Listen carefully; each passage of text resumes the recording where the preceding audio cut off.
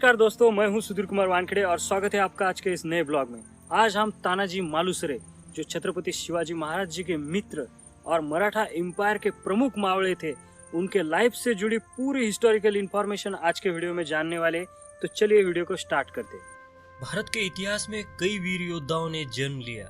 उनके शौर्य, पराक्रम और बलिदान की गाथाएं हमेशा हमारे सामने आती है। आज हम ऐसे ही एक महान योद्धा वीर तानाजी मालुसरे, जिन्होंने देश के लिए अपने जीवन को समर्पित किया, ऐसे महान वीर योद्धा तानाजी मालुसरे, इनके वीरता की, इनके बलिदान की गाथा हम इस वीडियो में जानने वाले हैं। वीडियो को लास्ट तक जरूर देखें दोस्तों। महाराष्ट्र में तो सभी लोग तानाजी मालुसरे की वीर गाथा के बारे में जानते हैं, पर भारत के अन्य कई राज्यों के लोग जो है अभी तक तानाजी मालुसरे की वीरता की गाथा से अपरिचित है। उनके शौर्य, पराक्रम और बलिदान को अभी तक वो लोग नहीं जानते। तो उन लोगों से मेरा निवेदन है कि इस वीडियो को वो पूरा देखें।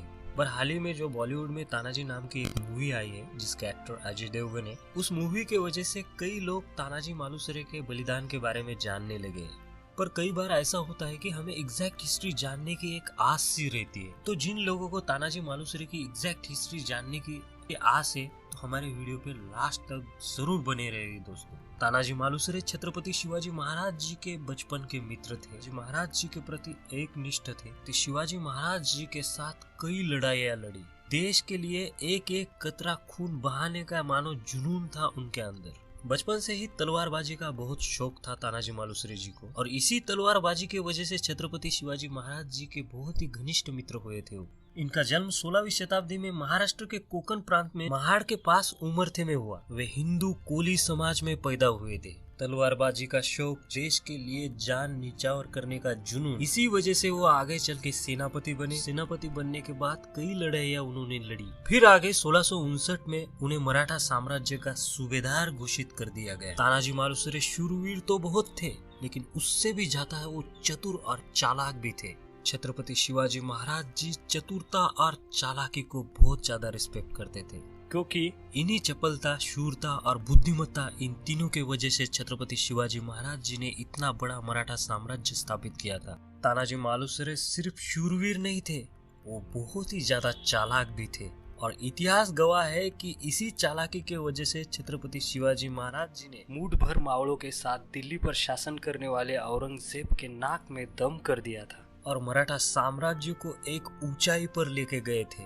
और इस यश के लिए प्रमुख योगदान वीर तानाजी मालुसरे का था। सन 1670 में सिंहगढ़ की लड़ाई में उनकी अहम भूमिका रही, जिस वजह से उन्हें आज भी याद किया जाता है। उन्होंने अपने बेटे की शादी जैसे फंक्शन को छोड़कर राज्य के बारे में सोचा। आदि लग्न कोंढाण्याचं, मग लग्न रायबाचं, प्रमुख घोष वाक्य उनका आज भी इतिहास के हर पन्नों में स्मरण है। आज भी इतिहास गवाह है कि स्वराज्य पर आए संकट को खुद अपने सर ले लिया। छत्रपति शिवाजी महाराज जी के शब्द का मान रखा। एक्चुअली हमें सबसे पहले ये बात जाननी जरूरी है, जून 1665 में पुरंदर के समझौते में जो 23 किले मुगलों के स्वाधीन कर दिए गए थे, मानो इस समझौते के वजह से मराठों को जख्मी शेर की तरह उपसा दिया था। अब तो होना ही था आर या पार, और मराठा साम्राज्य की प्रेरणा थी माता जिजाऊ। समझो उनके अंतर्मन को एक चुनौती के वजह से ठेस पहुंची हो। मराठों को अपना आधिपत्य स्थापित करने के लिए कोंढाना जीतना बहुत ही जरूरी था। छत्रपति शिवाजी महाराज जी अपने माता जिजाऊ को बहुत चाहते थे, पर छत्रपति शिवाजी महाराज जी भी यहाँ विवश थे, क्योंकि वो दौर ही वैसा था। मुगलों के आधिपत्य से कोंढाना किले को लाना अब उन्हें नामुमकिन लग रहा था। पर छत्रपति शिवाजी महाराज जी का आत्मविश्वास प्रबल था, और उनके मावड़ों पर उन्हें खुद से भी ज्यादा विश्वास था।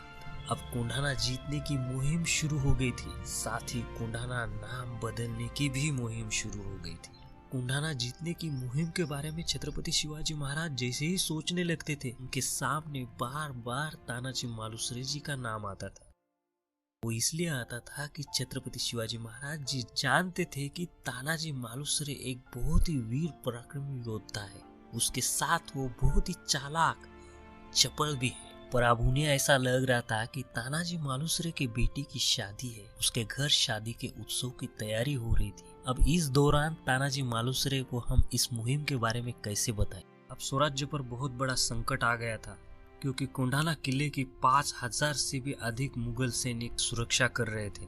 फिर छत्रपति शिवाजी महाराज जी ने वीर तानाजी मालुसरे को रायगढ़ आने का संदेशा भेजा। तब तानाजी मालुसरे अपने बेटे की शादी की तैयारी में व्यस्त थे, पर जैसे ही छत्रपति शिवाजी महाराज जी का संदेश उनके हाथ लगा, उन्होंने बिल्कुल नहीं सोचा, अपने भाई सूर्या जी और अपने मामा सेलार के साथ वो रायगढ़ की तरफ निकल पड़े और रायगढ़ किले पर पहुंच गए। तानाजी मालुसरे छत्रपति शिवाजी महाराज जी को बार बार पूछते रहे कि उन्हें कौन सी मुहिम के लिए बुलाया गया, पर छत्रपति शिवाजी महाराज जी में इतनी हिम्मत नहीं थी कि उस मुहिम के बारे में तानाजी को कुछ बोल सके, क्योंकि छत्रपति शिवाजी महाराज जी को ये पता चल चुका था कि ये मुहिम बहुत ही ज्यादा खतरनाक है, जिसमें अपने परम मित्र की जान को खतरा है। कैसे बताते हो? पर तानाजी मालुसरे जी बार बार उन्हें पूछते गए। फिर तानाजी मालुसरे मुहिम की जानकारी के लिए माता जिजाऊ के पास चले गए। जैसे ही माता जिजाऊ से उनको इस मुहिम के बारे में पता चला, वीर तानाजी मालुसरे ने स्वराज्य के लिए इस चुनौती को अपना लिया और वचन दिया जिजाऊ माता को, मैं जीत कर लाऊंगा कोंढाना किला आपके लिए। और तुरंत बाद तानाजी मालुसरे निकल पड़े कोंढाना के जीत के मुहिम की शुरुआत करने के लिए। अब तानाजी मालुसरे कोंढाना किले का अभ्यास करने लगे तो उन्हें पता चला कि 5000 से भी अधिक मुगल सैनिक और उनका सूबेदार उदयभान राठौड़ उस कोंढाना किले की सुरक्षा कर रहा था। उदयभान राठौड़ एक बहुत ही बेरहम योद्धा था। आज भी भारत के इतिहास के पन्ने उदयभान राठौड़ की क्रूरता से अनजान नहीं है। अब इसी दौरान तानाजी मालुसरे को लोग बोल रहे थे कि आपके बेटी की शादी है, हम मुहिम शादी के बाद शुरू करेंगे। तभी तानाजी मालुसरे ने बोला था, आधी लग्न कोंढाण्याचे मग रायबाचे। ये तानाजी मालुसरे का सेंटेंस आज भी सबके कानों में गूंज रहा है।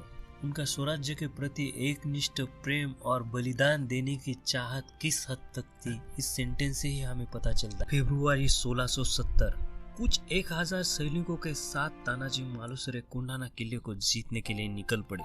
किले की चढ़ाई उन्होंने रात के समय शुरू की। चढ़ाई के दौरान छत्रपति शिवाजी महाराज जी की प्रिय गो, जो बहुत ही आसानी से किले के पत्थरों पे चिपक जाती थी और काफी वजन जो है वो संभाल सकती थी, उसे भी तानाजी मालुसरे जी अपने साथ लेके गए थे। और किले का एक ही भाग जो मुगलों की सुरक्षा के सोच से बाहर था, इस किले का पश्चिम भाग। और इसी गो की वजह से इतनी हार्ड चढ़ाई मराठा सैनिकों को करने में आसानी हुई।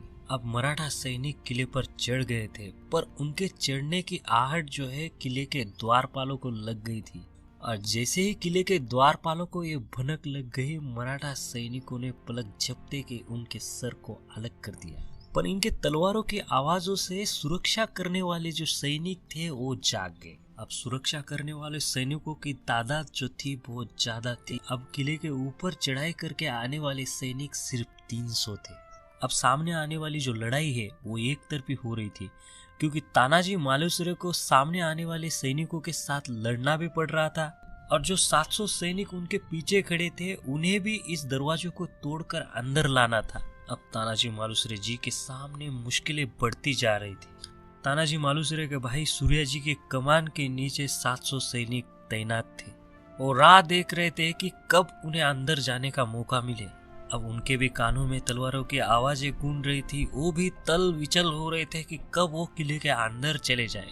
अब सभी मराठा सैनिकों का खून दुगनी तेजी से दौड़ने लग गया था। अपना मान सम्मान पाने का एक जुनून उनके जहन में बैठ गया था। फिर काफी वक्त ये लड़ाई चली। ये 300 मावड़े जो है वो पूरे किले को चढ़ के ऊपर आ गए थे और फिर भी मुगल सैनिकों पे भारी पड़ रहे थे, मानो उनका ये जुनून कोई चमत्कार से कम नहीं था। मुगलों को मराठों के सैनिक कम दिखाई दे रहे थे। अब बहुत देर तक लड़ाई शुरू रही, फिर मराठा सैनिक थक गए थे। अब मराठा सैनिकों के थकावट की वजह से युद्ध एक तरफा हो रहा था। कहाँ 300 सैनिक और कहाँ 5000 सैनिक, लेकिन अभी भी 700 सैनिक अंदर नहीं आए थे। अब उदयभान राठौड़ भी तानाजी मालुसरे के सामने आ गया था तो 2 हाथ लड़ाई में कर भी रहा था। और ये तानाजी मालुसरे और उदयभान राठौड़ की जो लड़ाई है कई देर तक चली। फिर तानाजी मालुसरे थोड़े थक गए थे, क्योंकि इतनी चढ़ाई और इतने ऊपर आने के बाद कई देर तक लड़ाई करने के बाद इतने घमासान उदयभान राठौड़ के साथ भी कुछ देर तक लड़ाई की। कमाल की ऊर्जा थी तानाजी मालुसरे में। फिर भी तानाजी मालुसरे आखिरी दम तक लड़े। फिर बाद में तानाजी मालुसरे जी शहीद हुए। तानाजी मालुसरे की मृत्यु के पश्चात मराठों के सैनिकों के पैरों के तले की जमीन मानो खिसक गई थी। अब मराठा सैनिक बहुत गुस्सेल हो गई थी।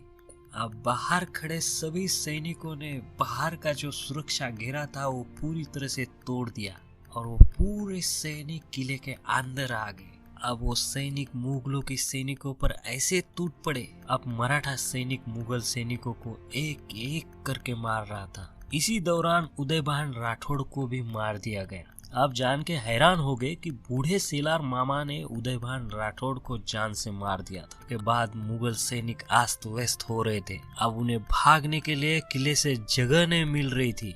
कुछ सैनिक तो किले के ऊपर से कूद रहे थे भागने के लिए। अब मराठा सैनिकों ने कोंढाणा किले पर जीत हासिल कर ली थी। अब मराठों को एक बहुत ही बड़ी विजय प्राप्त हो गई थी। जैसे ही इस विजय के बारे में छत्रपति शिवाजी महाराज जी के पास संदेशा भेजा गया, जैसे ही ये जीत की खबर छत्रपति शिवाजी महाराज जी के पास रायगढ़ पहुंची, छत्रपति शिवाजी महाराज जी तानाजी मालुसरे को अभिनंदन देने के लिए खुद रायगढ़ किले से कोंढाणा किले की तरफ निकल पड़े। और जैसे ही छत्रपति शिवाजी महाराज जी कोंढाणा किले पर पहुंचे, बड़े ही दर्द के साथ वीर तानाजी मालुसरे, उनके परम मित्र, उनका सिर्फ मृतदेह ही उनको देखने को मिला था, क्योंकि अब तानाजी मालुसरे युद्ध में शहीद हो गए थे।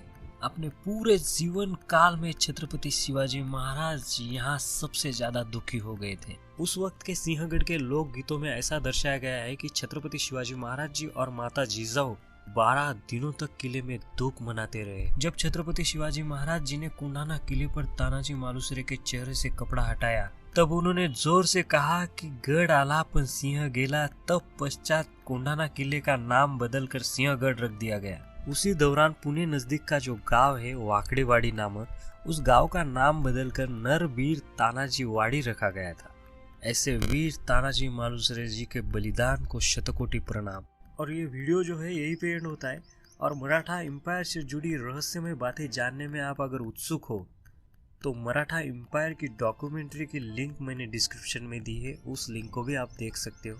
तो ये वीडियो जो है यहीं पे एंड होता है। ये वीडियो अगर आपको अच्छा लगे तो वीडियो को लाइक और हमारे चैनल को सब्सक्राइब कर देना। तो मिलते हैं ऐसे ही किसी नए वीडियो में। तब तक के लिए नमस्ते, बाय बाय, राम राम।